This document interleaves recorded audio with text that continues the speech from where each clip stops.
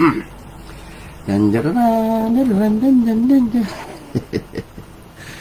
morning. Magandang umaga sa inyong lahat. Magandang umaga sa lahat po ng Muslim around the world.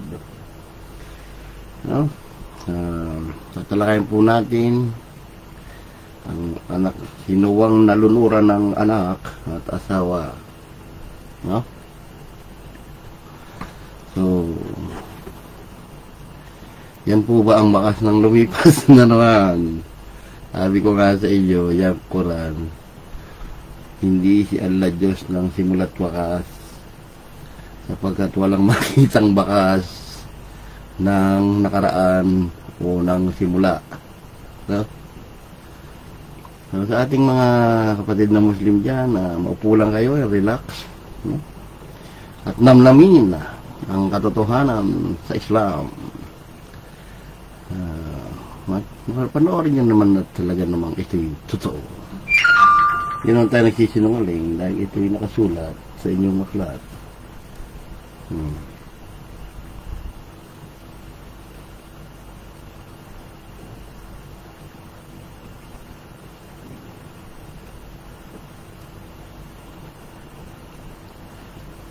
Dali lang po. May text ako. Sagutin ko lang.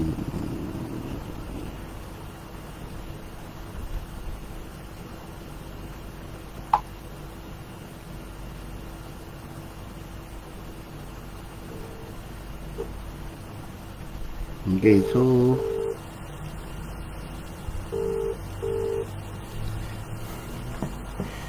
okay. Sabi po doon sabi dito sa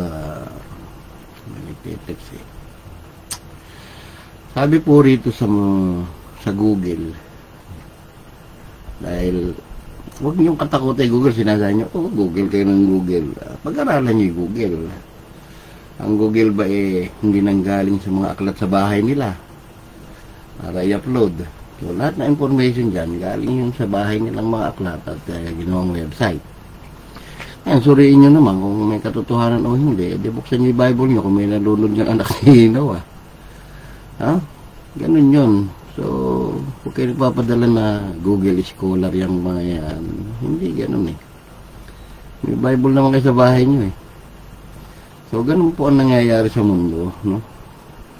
Yan ang mga nasa website, Google, ay galing sa mga libro. May mga sinungaling din.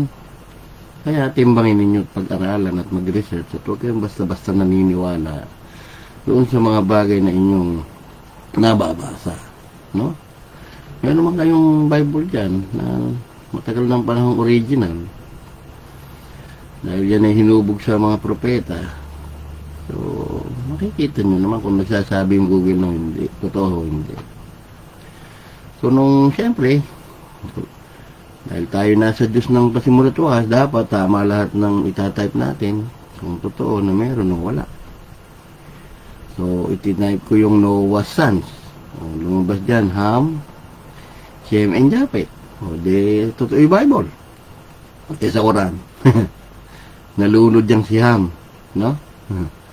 Siguro, takot si Muhammad doon sa hamburger dahil babo yan. Kaya inalis. Kasi yung ham, palaman sa tinapa yung ham na nababoy, no? Okay, so, tuloy-tuloy tayo, no? Mga minamahal na Muslim, ang sabi dyan sa Quran 66:10, Allah presents an example of those who disbelieved. The wife of Noah disbelieved God and the wife of Lot. Isipin ninyo.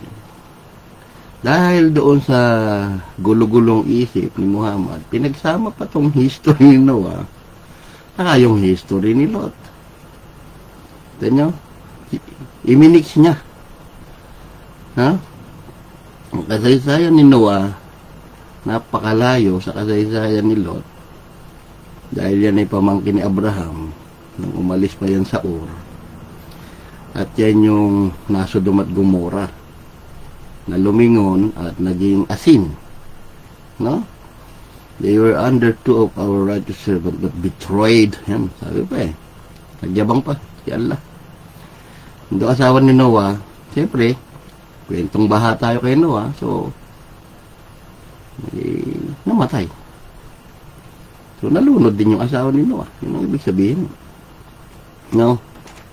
Hindi pa nasiyantong si Allah at si Muhammad nung nagtulong-tulong sila ni Angel Jibril na walang pakpak na hindi na lang inabutan ng date si Maria at pinayugyug pa yung palm dates, hindi na lang naawa at inabutan. Ano? Ngayon, sabi naman dito sa Quran 11:41-45, pero ilagay ko na lang 42-43, no? And it sailed with them through waves like mountains. And Noah called to his son, who was far from them. Oh, my son, come aboard with us. Oh, my son, come aboard with us, and be not with a disbeliever. But he said, I will take refuge on a mountain to protect me from the water. Paano mangyayari na may mountain pa eh, abot hanggang langit yung tubig na yan? No? Ngayon, there's no protector today from the decree of Allah, except for whom He gives mercy. And the waves came between them, and He was among the drowned. Galing, usay. He replied, I will take refuge on a mountain which will protect me from the water. Noah cried, hoo, hoo, hoo, hoo. Today no one is protected from Allah, except those whom He show mercy. And the wave came between them, and his son was among the drowned. Tigok, si Ham. So which son of which son of Noah drowned? So Allah, because He is very intelligent, and the God of Moses is very intelligent, so He drowned si Ham. Okay? He drowned Ham. Because he is afraid of the hamburger, I think. Ano? Ito ay kakain ng baboy. So, ang saya, ano? Ang sayang isipin ng mga ating istorya ng mga unang panahon ay minagaling na magkalat ng marites nitong si Allah, ano? Ngayon, kung papansin ninyo, ito yung si Noah, yung sa taas, no? Dapat dito, meron dito yan na isang dapat dyan yung family tree ni Muhammad, i-research ninyo yan. Nandyan yan sa Google. At yan ay galing sa kanilang mga scholar na napagkatatalino eh. Kasi pag-aaral nga yan. So dito, dahil may isang ganyan yan. No? So dito dapat si Ham. Kasi ang anak ni Noah, si Shem, at si Japet. Payahan.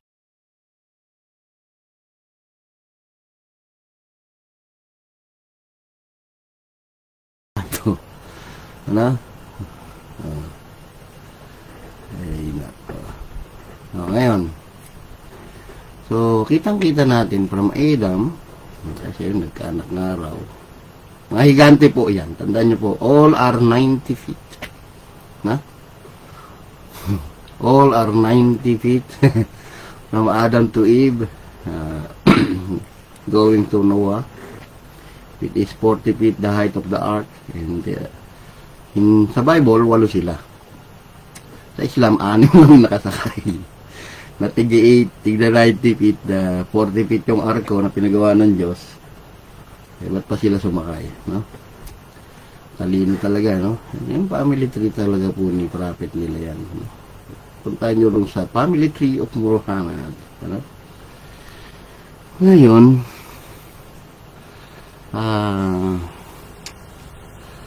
dinalunuran ng anak si Noah. Ayan o, kitang-kita ho natin, sinambol ko pa yan din nga. Dahil ito si Noah, so dapat 3 graph yan, dahil 3 anak, so wala rito si Ham. Ham is missing hamburger. No? Now, nangyari, si Ham is the father of Canaan. Canaan is the promised land of God to Abraham, which is in Genesis 17:8. No? 17:8. Parang nailagay ko yata. Oo, nailagay ko naman, no? So in Genesis 17:8, you go out of the Iraq of Ur, go to Canaan, the land that I promised to you. Sabi niya, no? Hindi humeka. Ha? This is the old maps of Canaan. You know?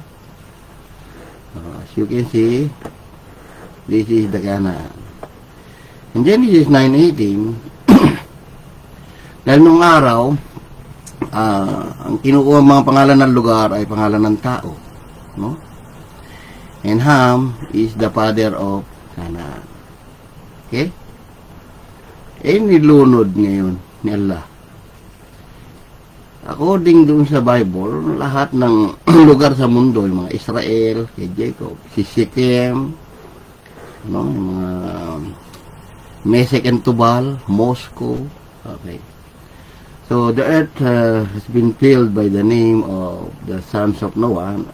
Yung mga nung araw, mga lugar, galing yan, yung lahat ng mga lugar sa mundo, galing po yan doon sa mga anak ni Noah.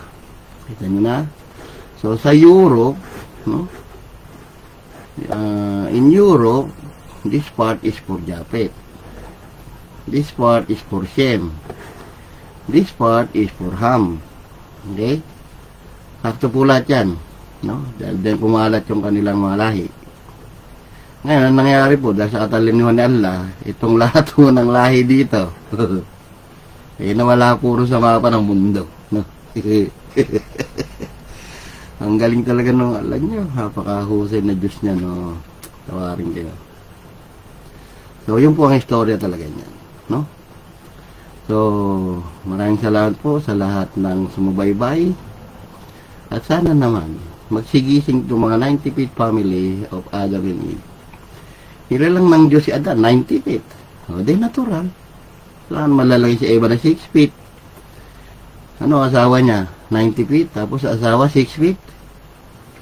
Tandaan niyo yun, paano kakaanak yun? Ha? Tatalino. Kung matalino. Kung matitino pa utak nyo lahat eh. Kaya siguro ganyan kayo, no? Ewan ko. So, sana ay magsipagbago po kayo. Pagsisihan nyo inyong kasalanan sa Diyos ng Israel. Manumbalik kayo sa Kanya. No? At hindi yung kung ano-anong paninira sa Diyos ng Israel ginagawa nyo, babalik nga ako sa inyo lahat yan. No?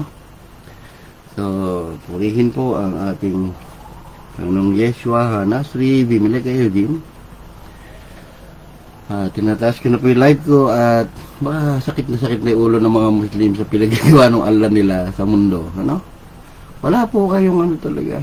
Wala kayong kakwenta-kwentang tao pag sinundan niyo ang Quran nyo. Walang kwenta yung laman yan.